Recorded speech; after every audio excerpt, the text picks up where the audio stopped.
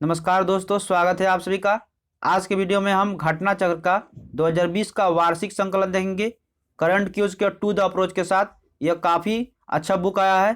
इसमें जितना भी प्रश्न दिया गया है ये आपके एग्जाम की दृष्टि से काफ़ी इंपॉर्टेंट प्रश्न है।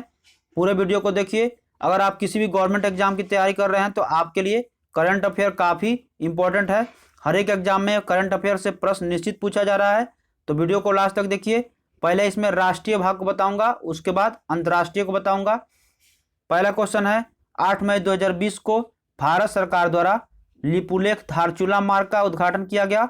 लिपुलेख धारचूला मार्ग का संबंध भारत के किस राज्य से है? तो इसका आंसर हो जाएगा ऑप्शन नंबर ए, उत्तराखंड। उत्तराखंड से है लिपुलेख धारचूला मार्ग। चर्चा में क्यों है? कैलाश से मानसरोवर संपर्क मार्ग हेतु उद्घाटन तिथि 8 मई 2020 को राजनाथ सिंह के द्वारा वीडियो कॉन्फ्रेंसिंग के माध्यम से कहां से कहां तक है? तो धारचूला से लेकर लिपुलेख तक है। धारचूला उत्तराखंड में है और लिपुलेख चीन में है। कुल लंबाई इसकी 80 किलोमीटर है। नेक्स्ट है, मई 2020 में भारत के किस मंत्रालय द्वारा गरुड़ पोर्टल का शुभारंभ किया गया? आंसर हो जाएगा ऑप्शन नंबर ए, नागरिक उड्डयन मंत्रालय के द्वारा गरुड़ पोर्टल का शुभारंभ किया गया। गरुड़ पोर्टल के बारे में जान लेते हैं। शुभारंभ तिथि 5 मई 2020 को की गई और शुभारंभकर्ता अगर पूछा जाए तो नागरिक उड्डयन महानिदेशालय के द्वारा और संबंधित मंत्रालय तो नागरिक उड्डयन मंत्रालय। गरुड़ क्या है? तो आपको याद रखना है, सरकारी प्राधिकरण के लिए राहत का उपयोग करने हेतु ड्रोन है। यह आरपीएस प्रणाली पर आधारित है। आरपीएस रिमोटली पायलटली एयरक्राफ्ट सिस्टम है। इसका उद्देश्य क्या है? तो कोविड-19 महामारी से निपटने हेतु ड्रोन के संचालन के लिए केंद्र सरकार से छूट प्राप्त करना। नेक्स्ट है, हाल ही में भारत के पहले ट्रांसशिपमेंट हब वल्लार पदम टर्मिनल का विकास की गतिविधियों के लिए समीक्षा किया गया। यह टर्मिनल किस बंदरगाह से संबंधित है? आंसर हो जाएगा ऑप्शन नंबर ए, कोचीन।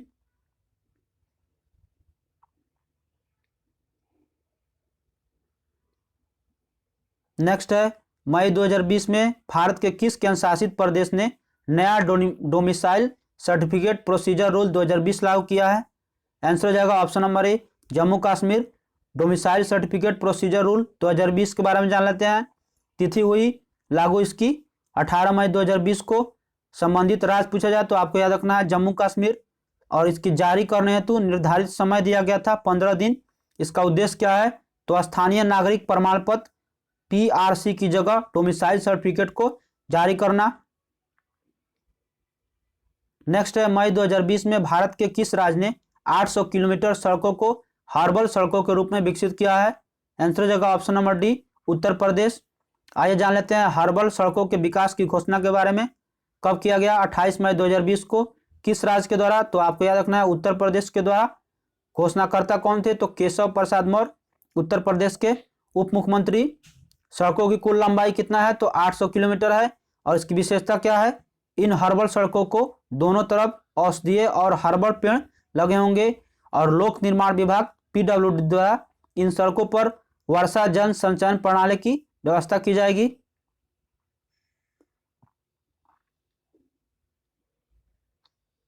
नेक्स्ट है, मई 2020 में भारत के किस राज्य ने कोविड-19 से प्रभावित प्रवासी श्रमिकों के लिए प्रवासी राहत मित्र ऐप का लोकार्पण किया? आंसर हो जाएगा option number D, Uttar Pradesh. प्रवासी राहत मित्र उत्तर प्रदेश के द्वारा लॉन्च किया गया। इसका लक्ष्य क्या है? आइए जान लेते हैं प्रवासी राहत मित्र के बारे में।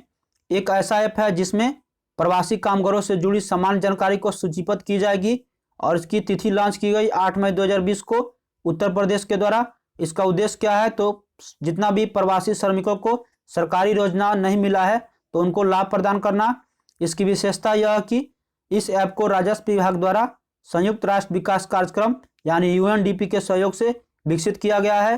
तो यह प्रश्न जो है आपके एग्जाम के दृष्टि से इंपॉर्टेंट हो सकता है। नेक्स्ट है, मई 2020 में भारत के किस राज्य ने देश के अन्य हिस्से से आए प्रवासी परिवार के सदस्यों को सुरक्षित और संवेदनशील करने के लिए एक नया कार्यक्रम निगाह शुरू करने की योजना बनाई है? आंसर हो जाएगा option number D, Himachal Pradesh. आइए जान लेते हैं निगाह कार्यक्रम के बारे में। इसकी तिथि 5 मई 2020 को किया गया घोषणा और संबंधित राज्य पूछा जाएगा तो आपको याद रखना है हिमाचल प्रदेश। इसका उद्देश्य क्या है? राज्य में देश के विभिन्न हिस्सों से आए प्रवासी कामगारों और उनके परिजनों को शिक्षित और संवेदनशील बनाना और उनको जागरूकता पैदा करना। इसकी विशेषता क्या है? इसमें इसका उद्देश्य है कि आंगनबाड़ी में स्वास्थ्य कर्मियों और आशा कार्यकर्ताओं को, जितना भी स्वास्थ्य कर्मी हैं और आशा कार्यकर्ता हैं, उनको जागरूकता पैदा करना और उनको तैनात किया जाना। नेक्स्ट है, जून 2020 में किस राज्य को सशस्त्र बल यानी विशेष शक्तियां अधिनियम 1958 AFSPA यानी ASPA के तहत 6 महीने के लिए पुनः अशांत क्षेत्र घोषित किया गया? आंसर हो जाएगा ऑप्शन नंबर सी, नागालैंड। आइए जान लेते हैं नागालैंड को पुनः अशांत क्षेत्र क्यों घोषित किया गया। 30 जून को 2020 को नागालैंड को किया गया। क्या हुआ यहाँ पे? तो अशांत क्षेत्र घोषित किया गया है 6 माह के लिए। कानून क्या है? तो सशस्त्र बल यानी विशेष शक्तियां अधिनियम 1958 के तहत यहाँ प्रावधान है। अधिनियम में 3 धाराएं हैं।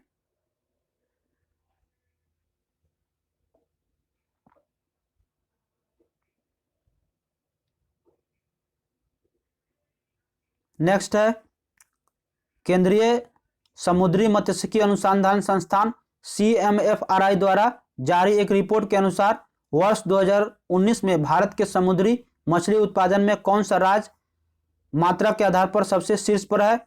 ऑप्शन हो जाएगा सी नंबर, तमिलनाडु। आइए जान लेते हैं समुद्री मछली उत्पादन 2020 के 19 में जारीकर्ता कौन ये करता है? तो केंद्रीय समुद्री मत्स्य अनुसंधान संस्थान के द्वारा मछली उत्पादन में बढ़ोतरी हुआ है 2.1%। कुल उत्पादन कितना हुआ है? तो 3.56 मिलियन।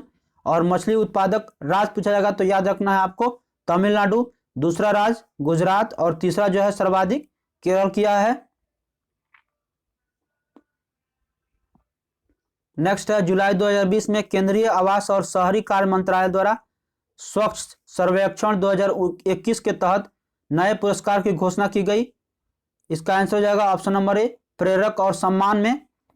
आइए जान लेते हैं प्रेरक और सम्मान। नए पुरस्कार की घोषणा 2 जुलाई 2020 को किया गया। घोषणाकर्ता हरदीप सिंह पुरी, जो वर्तमान में आवास और शहरी मामलों के राज्य मंत्री स्वतंत्र प्रभार में हैं। आइए जान लेते हैं उक्त सम्मान में जो उप श्रेणियां दी गई है तो 5 में दिया गया है। किसको किसको मिला है? दिव्य को प्लेटिनम और अनुपम को स्वर्ण, उज्जवल को रजत और उदित को कांस्य, आरोही को आकांक्षी मिला है। प्रत्येक चुने गए जाने वाले इसमें शहरों की संख्या पूछा जाएगा तो 3 है। नेक्स्ट है, जुलाई 2020 में अटल इनोवेशन मिशन AIM ने इंक्यूबेटर क्षमता वृद्धि कार्यक्रम AIM iCrest लॉन्च किया। अटल इनोवेशन मिशन किस संस्था से संबंधित है? आंसर हो जाएगा ऑप्शन नंबर ए, NITI Aayog. AIM iCrest launch किया गया 30 जुलाई 2020 को।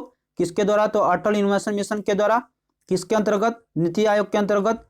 किसके सहयोग से? Bill and Melinda Gates foundation और वाधवानी फाउंडेशन के सहयोग से। और इसका उद्देश्य है अर्थव्यवस्था को बढ़ावा देने हेतु स्टार्टअप उद्यमों की मदद करना। नेक्स्ट है, जुलाई 2020 में किसने इज डूइंग बिजनेस के लिए CII राष्ट्रीय डिजिटल सम्मेलन का उद्घाटन किया? आंसर हो जाएगा option number C, Piyush Goyal के द्वारा CII राष्ट्रीय डिजिटल सम्मेलन का उद्घाटन किया गया। किस क्षेत्र में?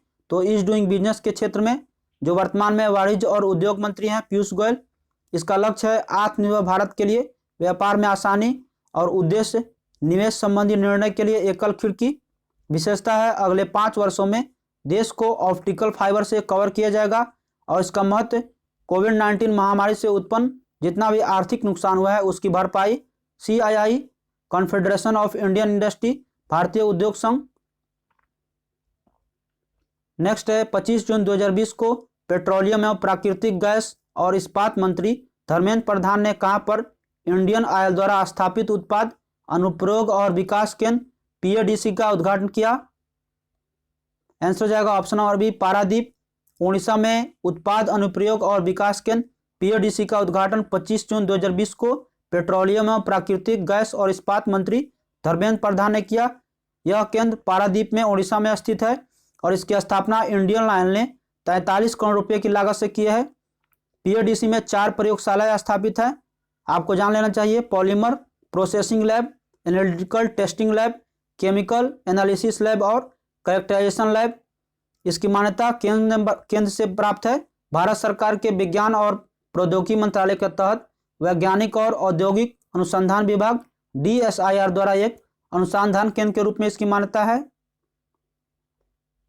नेक्स्ट है मई 2020 में भारत के किस राज्य द्वारा बेरोजगार युवाओं की मदद हेतु होप पोर्टल की शुरुआत किया गया? आंसर हो जाएगा option number D, Uttarakhand. Next है जून 2020 में केंद्रीय मत्स्य पालन, पशुपालन और डेयरी मंत्रालय द्वारा जारी मत्स्य पालन एवं जलीय कृषि के न्यूज़लेटर का नाम है? आंसर हो जाएगा ऑप्शन नंबर ए, मत्स्य संपदा। जारी किया गया 30 जून 2020 को, किसके द्वारा? तो गिरिराज सिंह, केंद्रीय मत्स्य पालन और पशुपालन और डेयरी मंत्री के द्वारा। मत्स्य संपदा 2020 से 21 और 24 से 25 का प्रावधान बजट 2019 में किया गया। इस योजना के तहत मत्स्य संपदा नामक न्यूज़लेटर प्रत्येक तिमाही में जारी किया जाएगा। इसका उद्देश्य है मछुआरों एवं मत्स्य पालकों के मत्स्य पालन एवं जलीय कृषि क्षेत्र के संदर्भ में नवीनतम जानकारी प्रदान करना। इसका प्रकाशन 3 माह पर किया जाएगा। पहला संस्करण 2020 से 21 के पहली तिमाही से। नेक्स्ट है भारत के किस राज्य में डबल स्टैक कंटेनर ट्रेन के लिए उपयुक्त विश्व की पहली विद्युतीकृत रेल सुरंग का निर्माण किया जा रहा है? आंसर हो जाएगा ऑप्शन नंबर डी, हरियाणा में 24 जुलाई 2020 को रेल सुरंग तोड़ने का कार्य समाप्त किया गया। और इसका क्रियान्वयन किसके द्वारा किया जा रहा है? तो dedicated freight corridor corporation of India limited DFCCIL के द्वारा। 1 किलोमीटर इस सुरंग की लंबाई है और अवस्थिति है western dedicated freight corridor WDFC से रेवाड़ी से लेकर दादरी खंड में। नेक्स्ट है जुलाई 2020 में ब्रिटेन की एक संस्था द्वारा जारी एक रिपोर्ट के अनुसार भारत का कौन सा शहर विश्व के शीर्ष CCTV निगरानी में 20 शहरों की सम्मिलित में सूची में शामिल किया गया? आंसर हो जाएगा ऑप्शन नंबर ए, दिल्ली।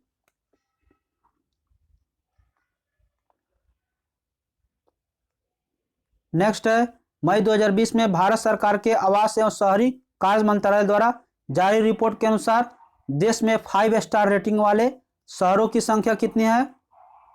आंसर हो जाएगा ऑप्शन नंबर बी, 6। कचरा मुक्त शहरों के स्टार रैंक जारी किया गया 19 मई 2020 को, किसके द्वारा? तो शहरी एवं आवास मंत्रालय के द्वारा। याद रखना है आपको, उद्देश्य इसका है स्वच्छता की रेटिंग को प्रदान करना। घोषणाकर्ता कौन थे? तो हरदीप सिंह पुरी, केंद्रीय आवास और शहरी मंत्रालय के मामलों के मंत्री हैं। आकलन किया गया है इसमें 2019 से 20 के लिए। और आवेदन करने वाले कुल शहर कितना है? तो 1435।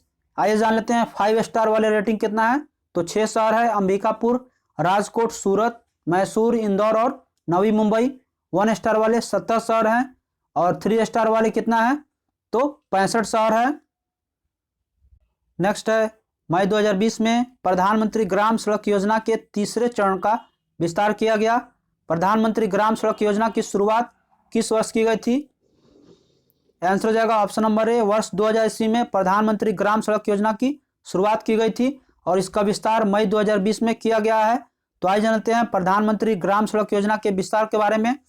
यह प्रधानमंत्री ग्राम सड़क योजना का तीसरा चरण विस्तार किया गया है। किस मंत्रालय के द्वारा? तो ग्रामीण विकास मंत्रालय के द्वारा। संबंधित संस्था पूछा जाए तो राष्ट्रीय ग्रामीण आधारभूत संरचना विकास। इसकी विशेषता क्या है? तो ग्रामीण सड़कों के निर्माण हेतु कायर जियो टेक्सटाइल्स का निर्माण। कायर जियो टेक्सटाइल के बारे में जान लीजिए। नारियल के रेशे से बना उच्च तन्यता कठोर सामग्री है जिसका उपयोग ग्रामीण सड़कों के निर्माण में अब किया जाएगा। इसकी शुरुआत भूतपूर्व प्रधानमंत्री अटल बिहारी वाजपेयी के द्वारा वर्ष 2000 ईस्वी में शुरू किया गया था।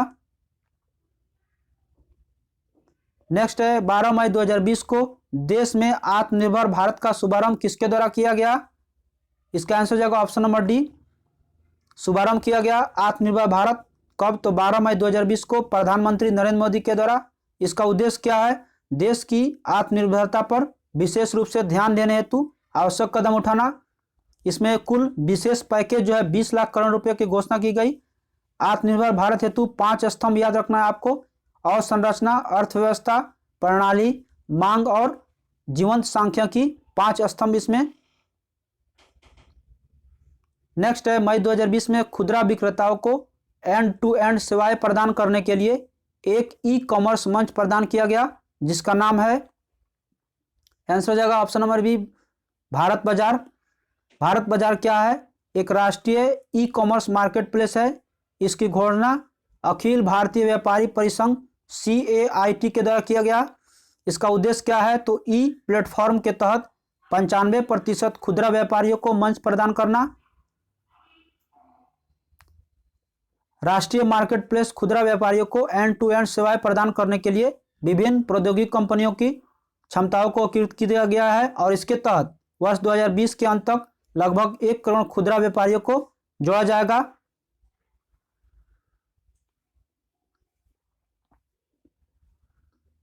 नेक्स्ट है, मई 2020 में किसके द्वारा आवश्यक वस्तु अधिनियम 1955 के संशोधन की घोषणा की गई? आंसर हो जाएगा option number C, Nirmala Sitharaman. आइए जान लेते हैं आवश्यक वस्तु अधिनियम 1955 के संशोधन के बारे में। यह किस लिए किया गया? कृषि क्षेत्र के संचालन और प्रशासनिक सुधार के लिए। किसके द्वारा? तो निर्मला सीतारमण, जो वर्तमान में वित्त मंत्री हैं भारत सरकार में। और इस अभियान के तहत आत्मनिर्भर भारत का भाग यह तीसरा है। घोषणा की तिथि 15 मई 2020 को की गई और इसकी विशेषता क्या है? तो कृषि खाद्य पदार्थ पर नियंत्रण से मुक्त, कोविड-19 जैसी परिस्थितियों में स्टॉक की सीमा पर प्रतिबंध और अनुबंध खेती हेतु नया कानून और कृषि के विपणन में सुधार किया गया है। नेक्स्ट है, मई 2020 में भारत सरकार के सड़क परिवहन और राज मंत्रालय द्वारा चंबा सुरंग का उद्घाटन किया गया। इस सुरंग की लंबाई कितनी है?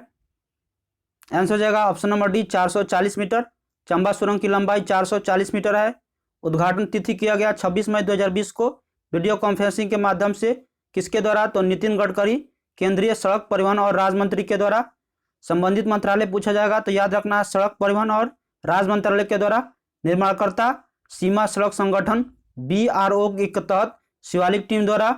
और परियोजना का याद रखना है आपको नाम, चार धाम। आइए जान लेते हैं चंबा सुरंग के बारे में। चंबा सुरंग राष्ट्रीय राजमार्ग संख्या 94 पर उत्तराखंड के टिहरी गढ़वाल जिले में स्थित चंबा शहर यानी हिल स्टेशन के नीचे ऋषिकेश से लेकर धारासू तक खोदी गई 440 मीटर लंबी सुरंग है। इसमें विशेषता क्या है? तो निर्माण में ऑस्ट्रेलियाई प्रौद्योगिकी का उपयोग किया गया है। चार धाम परियोजना के तहत यह 889 किलोमीटर लंबे राष्ट्रीय राजमार्ग का निर्माण किया गया, जो ऋषिकेश से लेकर धारासू गंगोत्री को जोड़ेगा। नेक्स्ट है, मई 2020 में भौगोलिक उपदर्शन रजिस्ट्री ज्योग्राफिकल इंडिकेशन रजिस्ट्री द्वारा जारी की गई रिपोर्ट के तहत कुल कितने पारंपरिक कलाओं को GI टैग प्रदान किया गया? आंसर हो जाएगा ऑप्शन नंबर बी, 4। आइए जान लेते हैं 4 भौगोलिक GI टैग जिसे मिला कौन कौन सा है और किस क्षेत्र में किसको मिला है। जारी किया गया 12 मई 2020 को भौगोलिक उपदर्शन रजिस्ट्री द्वारा 4 नए GI टैग। कौन? तो पहला है सोहराई खोर पेंटिंग, झारखंड का है। हजारीबाग जिले के आदिवासी महिलाओं द्वारा पारंपरिक एक अनुष्ठान भित्ति कला है सोहराई खोर पेंटिंग। दूसरा है तंजावुर नेति वर्क्स, तमिलनाडु का है। दलदली पादप एथिनोम एस्पेरा नेति, यह डंठल का भीतरी भाग से तैयार किया गया एक पारंपरिक पुष्प संरचना है।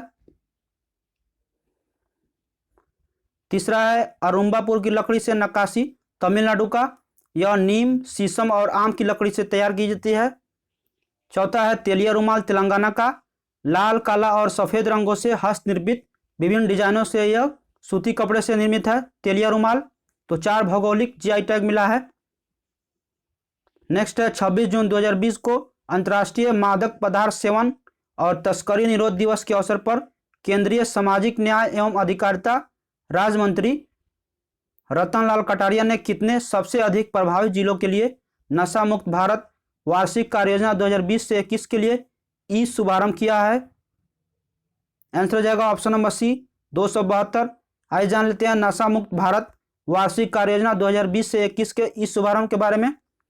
शुभारंभ की तिथि की गई 26 जून 2020 को अंतर्राष्ट्रीय मादक पदार्थ सेवन और तस्करी निरोध दिवस के अवसर पर। किसके द्वारा? तो केंद्रीय सामाजिक न्याय एवं अधिकारिता राज्य मंत्री रतनलाल कटारिया ने यह कार्ययोजना शुरू किया है 272 जिलों में, जो सबसे अधिक प्रभावित जिला है। नेक्स्ट है 28 जून 2020 से 12 जुलाई 2020 तक आयोजित संकल्प पर्व अभियान हेतु संस्कृति मंत्रालय ने प्रधानमंत्री की इच्छा अनुरूप कितने वृक्षों का रोपण का आह्वान किया? आंसर हो जाएगा ऑप्शन नंबर डी, उपरोक्त सभी। इसमें हो जाएगा बरगद एवं आंवला, पीपल और अशोक और बेल, ये सभी। आइए जान लेते हैं संकल्प पर्व 2020 के वृक्षारोपण अभियान के बारे में। संचालित किया गया है 28 जून 2020 से लेकर 12 जुलाई 2020 के मध्य। किसके द्वारा? तो संस्कृति मंत्रालय, भारत सरकार के द्वारा संस्कृति मंत्रालय द्वारा प्राथमिकता के आधार पर इसका आह्वान किया गया है। प्रधानमंत्री के इच्छा अनुरूप 5 वृक्षों जिसमें बरगद, पीपल, अशोक और आंवला बेल के रोपण हेतु यह संकल्प अभियान शुरू किया गया।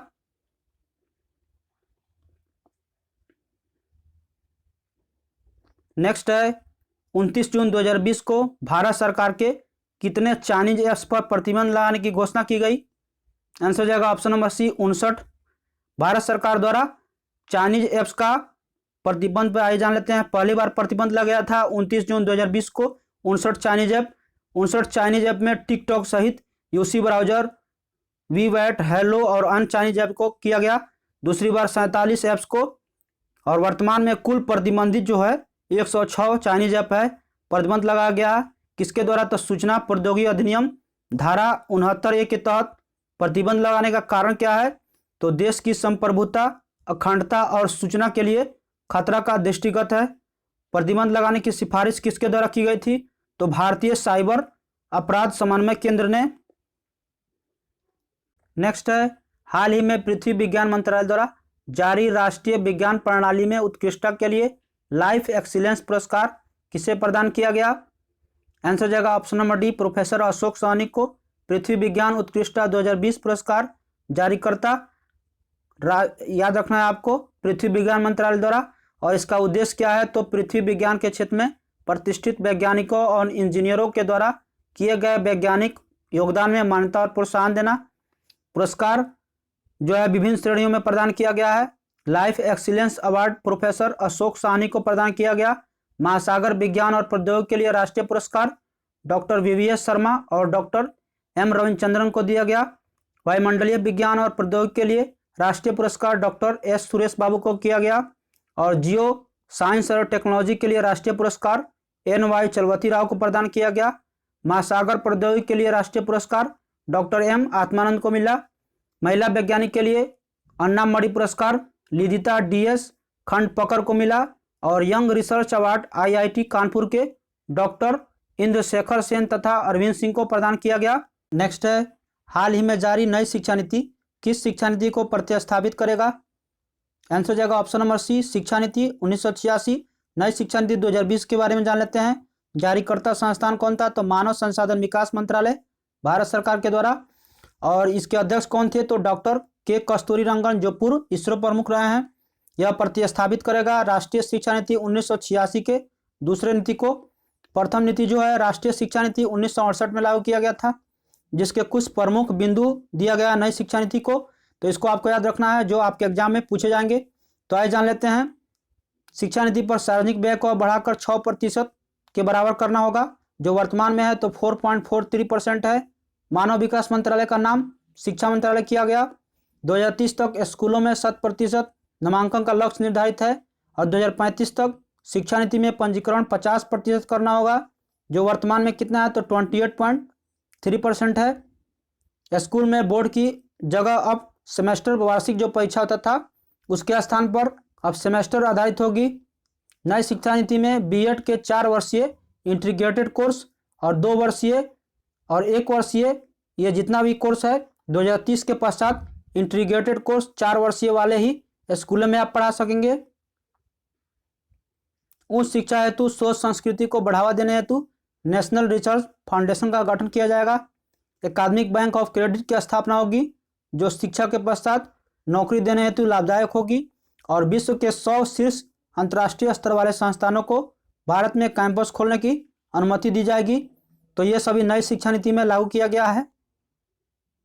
नेक्स्ट है हाल ही में विज्ञान आधारित लक्ष्य पहल SBTI पर हस्ताक्षर करने वाला पहला भारतीय बंदरगाह कौन है? आंसर हो जाएगा option number A Adani ports and special economic zone limited. आइए जान लेते हैं विज्ञान आधारित लक्ष्य पहल पर हस्ताक्षर करने वाला पहला बंदरगाह जो बना Adani ports and special economic zone. इसकी विशेषता है विज्ञान आधारित लक्ष्य पहल पर हस्ताक्षर करने वाला भारत का पहला और विश्व का 7वां बंदरगाह है।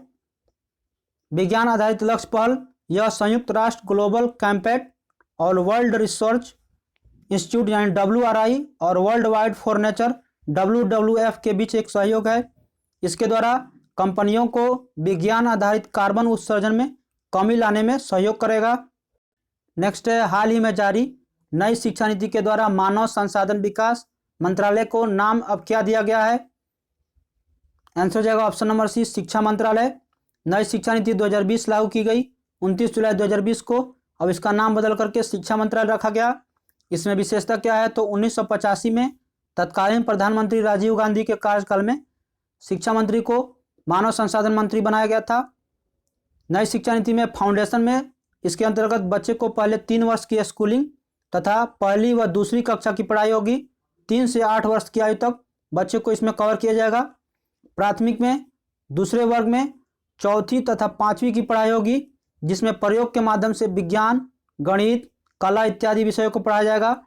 और 8 से 11 वर्ष के आयु को बच्चों को इसमें कवर किया जाएगा। माध्यमिक में इस वर्ग में 6ठी, 7वीं और 8वीं की पढ़ाई की जाएगी। इसके अनुरूप में से व्यावसायिक प्रशिक्षण इसमें दिया जाएगा और इसमें 11 से 14 वर्ष की आयु को कवर किया जाएगा। सेकेंडरी में इसमें 9वीं, 10वीं, 11वीं और 12वीं की पढ़ाई होगी, जिसमें छात्रों को विषय चुनने की आज़ादी दी जाएगी और पाठ्यक्रम रटने के स्थान पर ध्यान आधारित होगा। तो नई शिक्षा नीति में इतना सब बदलाव किया गया है। नेक्स्ट है, हाल ही में जारी नई शिक्षा नीति 10+2 के स्थान पर किस पद्धति को अपनाया गया?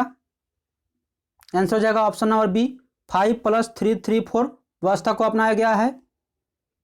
10+2 शिक्षा नीति के नई पद्धति जो हुआ है 5+3+3+4 अपनाया गया है। इसमें विशेषता है कक्षा 5 या राज्य सरकार चाहे तो 8वीं तक इसको कर सकता है। इसमें शिक्षा को मातृभाषा प्रदान किया जाएगा। 3 फॉर्मूला चुनने पर अधिकार राज्यों का होगा। स्नातक पाठ्यक्रमों में मल्टीपल एंट्री व एग्जिट सिस्टम लागू किया जाएगा। स्नातक पाठ्यक्रमों की पढ़ाई 3 से 4 वर्ष की होगी। अब स्नातक 1 वर्ष पूरा करने पर प्रमाण पत्र दिया जाएगा और 2 वर्ष या डिप्लोमा तथा 3 वर्ष करने पर डिग्री प्राप्त होगी। 4 वर्ष की पढ़ाई करने पर रिसर्च योग्यता के साथ डिग्री प्रदान किया जाएगा और शोध कार्यों को बढ़ावा देने हेतु नेशनल रिसर्च फाउंडेशन का गठन किया जाएगा। एमफिल को समाप्त कर दिया गया है और अब 4 वर्षीय स्नातक के पश्चात PhD या DPhil के लिए प्रवेश ले सकते हैं और 2030 तक 100% साक्षरता का लक्ष्य भी रखा किया गया है। तो नई शिक्षा नीति में ये सब चेंज किए गए हैं। नेक्स्ट है, हाल ही में नीति आयोग के द्वारा जारी आकांक्षी जिलों की डेल्टा रैंकिंग जारी किया गया फरवरी जून 2020 में। इस अवधि के दौरान किसे सर्वोच्च स्थान प्राप्त हुआ? आंसर हो जाएगा ऑप्शन नंबर ए, बीजापुर। आकांक्षी जिला रैंकिंग जो जारी किया गया है किसके द्वारा? तो नीति आयोग भारत सरकार के द्वारा। कब से? तो फरवरी से लेकर जून 2020 तक। शीर्ष जिले इसमें कौन है? पहला बीजापुर उड़ीसा में है, जो दूसरा री-भोई है मेघालय में, और तीसरा बहराइच जो उत्तर प्रदेश का है, चौथा है नेवादा बिहार का, और 5वां मोगा पंजाब का है। आइए जान लेते हैं इसका मानक क्या होता है, मापदंड। इसके लिए कुछ जो है मापदंड निर्धारित किया गया है, जैसे में स्वास्थ्य और पोषण, शिक्षा, आधारभूत संरचना, कृषि एवं जल संसाधन, वित्तीय समावेश और कौशल विकास। प्रथम रैंकिंग कब जारी किया गया था? जनवरी 2018 में। और इसका उद्देश्य है सामाजिक क्षेत्र में कम विकास करने वाले जिलों को विकास कार्यों को बढ़ावा देने हेतु। नेक्स्ट है, 23 जुलाई 2020 को किस कार्यक्रम के तहत देश में पहली बार इंडसैट 2020 का आयोजन किया गया?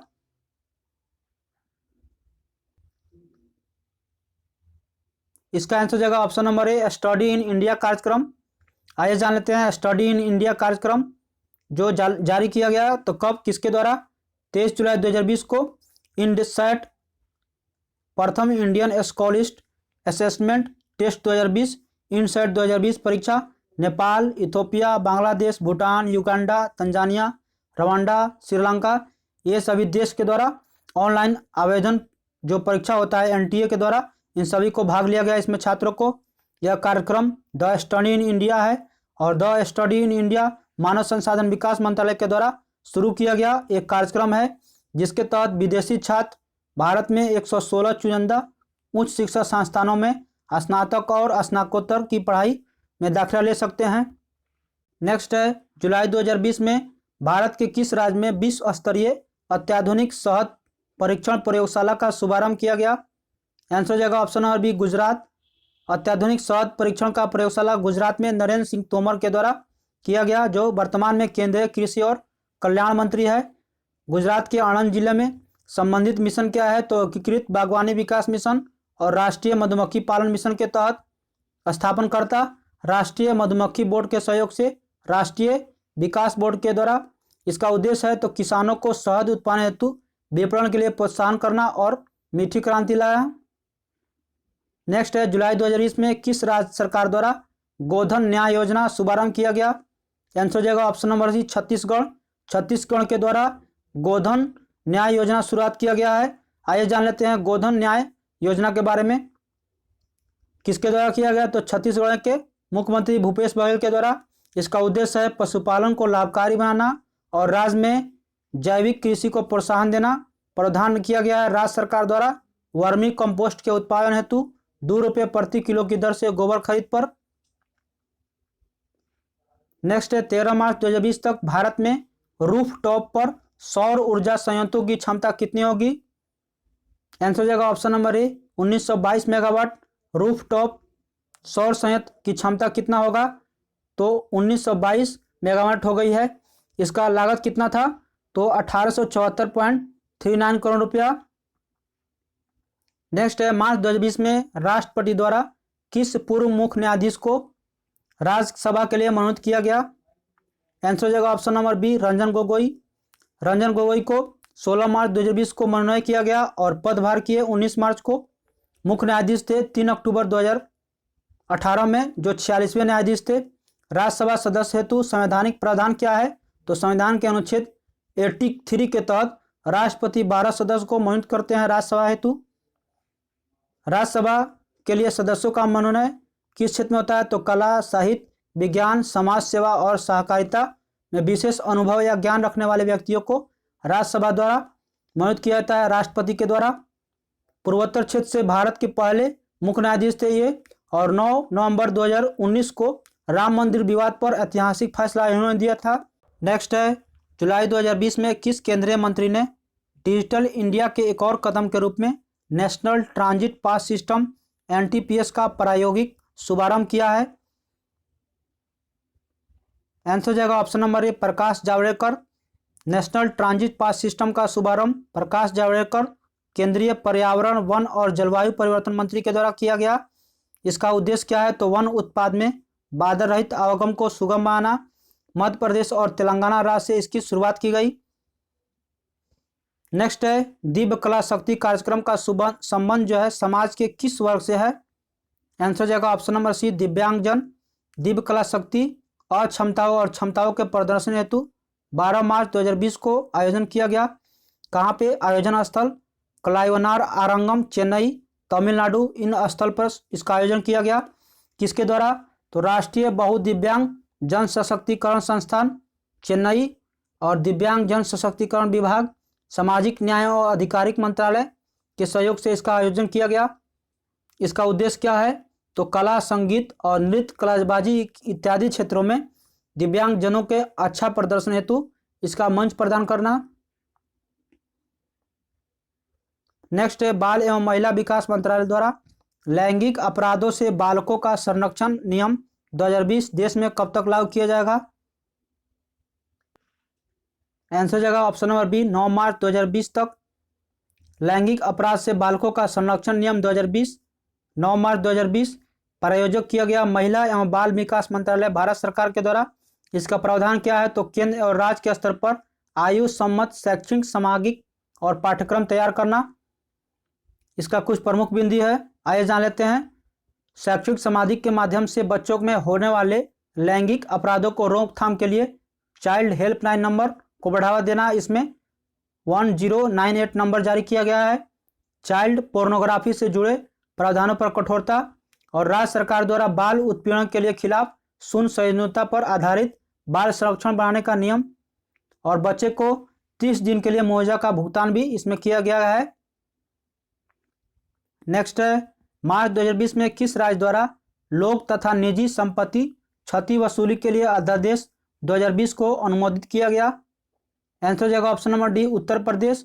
उत्तर प्रदेश लोक तथा निजी संपत्ति क्षति वसूलने का अध्यादेश जारी किया गया। कब? तो 13 मार्च 2020 को। किस राज्य द्वारा? उत्तर प्रदेश के द्वारा। इसका उद्देश्य क्या है? तो हड़ताल, दंगा, जितना भी बंदी, लोक शक्ति प्रतिवेदन के दौरान सार्वजनिक स्थल पर हिंसात्मक कार्यों हेतु जितना भी नियंत्रण किया जाएगा, इसका उद्देश्य है। और लोक तथा निजी संपत्ति की क्षति को वसूली का बंद करना, क्षतियों का अनुसंधान और तत्संबंधी प्रतिकर को आगे प्रावधान को लागू करना, इन सभी का गठन किया गया। नेक्स्ट है मार्च 2020 में tribal cooperative marking development federation of India TRIFED द्वारा जनजातीय उद्यमियों को परिवर्तन के लिए कौन सा प्रोग्राम लॉन्च किया गया? आंसर हो जाएगा option number A tech for tribal. Tech for tribal program का शुभारंभ किसके द्वारा किया गया? तो आपको याद रखना है मार्च 1920 में इसको किया गया। Tribal cooperative marking development federation of India TRIFED. संबंधित मंत्रालय पूछा जाएगा तो MSME मंत्रालय के साथ विभिन्न तकनीकी संस्थाएं जिसमें IIT, IIM इत्यादि को। इसका उद्देश्य क्या है? प्रधानमंत्री वन धन योजना के अंतर्गत नामांकित 5 करोड़ आदिवासियों की क्षमता विकास और उद्यमिता को कौशल प्रदान करना। इसके कार्यक्रम 30 दिन के अंतर्गत प्रशिक्षण कार्यक्रम को 120 सत्र इसमें शामिल किया जाएगा। नेक्स्ट है भारत के प्रधानमंत्री नरेंद्र मोदी ने 28 मार्च 2020 को कोरोना वायरस से लड़ने के लिए किस कोष का गठन किया? आंसर हो जाएगा ऑप्शन नंबर ए PM cares fund. PM care funds की स्थापना किसके द्वारा किया गया? तो प्रधानमंत्री नरेंद्र मोदी के द्वारा। इसका पूरा नाम क्या है? तो प्रधानमंत्री नागरिक सहायता और आपातकालीन स्थिति निधि। इसका उद्देश्य क्या है? तो कोरोना वायरस के खिलाफ सरकार की लड़ाई में योगदान देना। विशेषता इसकी है इस कोष का गठन सार्वजनिक धर्मार्थ ट्रस्ट के रूप में किया गया। इस कोष के अध्यक्ष नरेंद्र मोदी तथा सदस्य इसमें थे राजनाथ सिंह, अमित शाह एवं Nirmala Sitharaman. PM care fund की बैंकिंग पार्टनर कौन था? तो आपको याद रखना है SBI, state bank of India. Next है राष्ट्रीय अंग और उत्तक प्रत्यारोपण संगठन NOTO द्वारा जारी 2019 के लिए मृतक अंगदान के क्षेत्र में सर्वश्रेष्ठ राज्य पुरस्कार किसे दिया गया? आंसर हो जाएगा ऑप्शन नंबर ए महाराष्ट्र। महाराष्ट्र 2019 में अंगदान हेतु शीर्ष राज्य बना। इसके प्रदानकर्ता कौन थे? तो राष्ट्रीय अंग और उत्तक प्रत्यारोपण संगठन NOTO। विशेष इसमें क्या है? तो 2019 में मृतक अंगदान के क्षेत्र में महाराष्ट्र राज्य इसमें शीर्ष रहा। पुणे, नागपुर और औरंगाबाद शीर्ष प्रदर्शन करने वाले इसमें रगड़ रहे। राष्ट्रीय स्तर पर इसमें जो संगठन है उसके बारे में जान लेते हैं। राष्ट्रीय अंग और उत्तक प्रत्यारोपण संगठन जो है NOTO है। क्षेत्रीय स्तर पर ROTO है जो क्षेत्रीय अंग और उत्तक प्रत्यारोपण है। और राज्य स्तर पर SOTO है राज्य अंग और उत्तक प्रत्यारोपण संगठन। नेक्स्ट है भारत के किस नेशनल पार्क में जानवरों के लिए देश का पहला क्वारंटाइन सेंटर स्थापित किया गया है? आंसर हो जाएगा option number B Jim Corbett national park जो उत्तराखंड में है। इसमें जानवरों के लिए पहला हाल ही में स्थापित किया गया जिम कॉर्बेट नेशनल पार्क में। आइए जान लेते हैं जिम कॉर्बेट नेशनल पार्क के बारे में, कहाँ पे है और यह क्वारंटाइन सेंटर की स्थापना यहाँ पर किया गया 14 अप्रैल 2020 को जिम कॉर्बेट नेशनल पार्क में। कारण है जानवरों पर कोविड-19 से खतरे को देखते हुए इस पर शुरू किया गया। इसकी विशेषता क्या है? तो अमेरिका के ब्रोंक्स चिड़ियाघर में बाघ कोविड-19 से संक्रमित पाया गया था, जिसके बाद से राष्ट्रीय बाघ संरक्षण प्राधिकरण NTCA के द्वारा देश में अभ्यारण्य और चिड़ियाघर को अलर्ट कर दिया गया। जिम कॉर्बेट नेशनल पार्क के अंतर्गत 10 दिन क्वारंटाइन सेंटर बनाए गए और वहाँ पे जानवरों को रखा जाएगा, तो इसका लक्ष्य रखा गया था। नेक्स्ट है 27 मार्च 2020 को किस राज्य सरकार द्वारा कोरोना वायरस को फैलने से रोकने के लिए टीम 11 की स्थापना की गई थी? आंसर हो जाएगा option number B Uttar Pradesh. Uttar Pradesh सरकार द्वारा टीम 11 की स्थापना किया गया 27 मार्च 2020 को। इसका उद्देश्य था तो कोरोना वायरस को प्रसार को रोकना। टीम 11 क्या है? टीम 11 अंतर विभागीय समिति है जिसके अंतर्गत समितियों का नेतृत्व राज्य के वरिष्ठ नौकरशाह करेंगे, जबकि मुख्यमंत्री आदित्यनाथ योगी टीम के इसमें अध्यक्ष होंगे। पहला समिति जो बना था राज्य के मुख्य सचिव की अध्यक्षता में बना था। इस पर जितना भी मुद्दा था और विभिन्न राज्य सरकारों के समन्वय के साथ किया गया। दूसरा समिति इंफ्रास्ट्रक्चर और इंडस्ट्रियल डेवलपमेंट कमिश्नर की अध्यक्षता में सरकार का जिला स्तर पर जुड़ी विभिन्न समस्याओं का समाधान किया जाएगा।